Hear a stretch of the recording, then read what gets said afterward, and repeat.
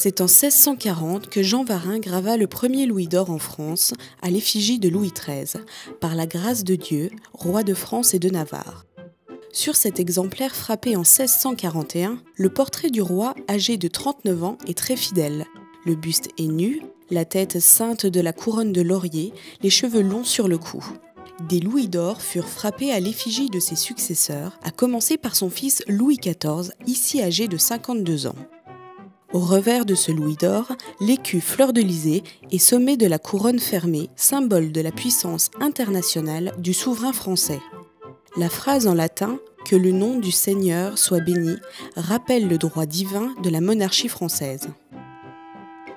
Après la Révolution française, la pièce de 20 francs or remplaça le louis d'or. Ainsi, sous le Consulat en 1801, avec cette tête de femme aux cheveux longs et bouclés, casquée et laurée, pour évoquer l'Italie après la victoire française de Marengo.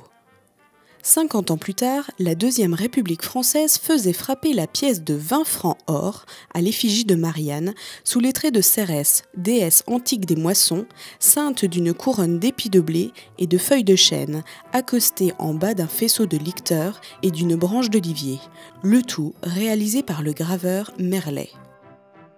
Puis la pièce de 20 francs or fut remplacée par le Napoléon d'or, sur lequel l'empereur Napoléon III apparaît également de profil à droite, la tête laurée.